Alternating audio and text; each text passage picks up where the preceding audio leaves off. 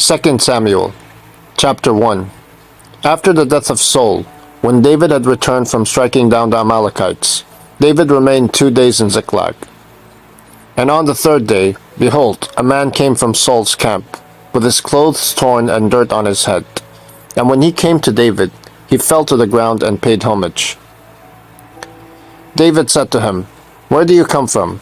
And he said to him, "I have escaped from the camp of Israel." And David said to him, "How did it go? Tell me." And he answered, "The people fled from the battle, and also many of the people have fallen and are dead, and Saul and his son Jonathan are also dead." Then David said to the young man who told him, "How do you know that Saul and his son Jonathan are dead?"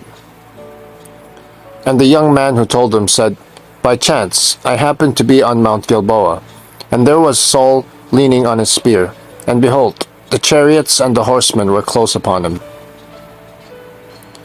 And when he looked behind him, he saw me, and called to me, and I answered, 'Here I am.'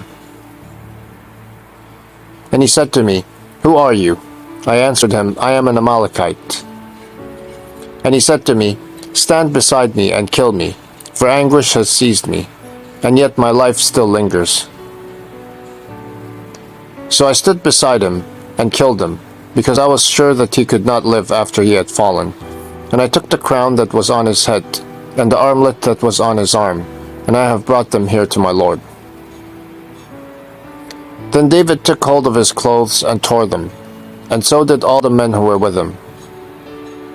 And they mourned and wept and fasted until evening for Saul, and for Jonathan his son, and for the people of the Lord, and for the house of Israel, because they had fallen by the sword.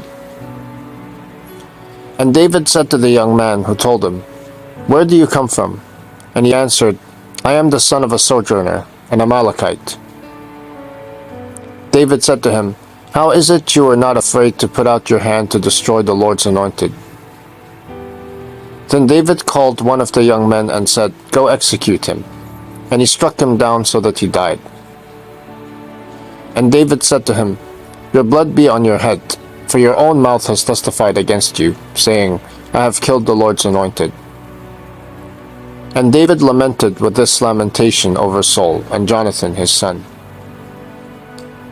And he said, "It should be taught to the people of Judah. Behold, it is written in the book of Jashar." He said, "Your glory, O Israel, is slain on your high places. How the mighty have fallen. Tell it not in Gath, publish it not in the streets of Ashkelon, lest the daughters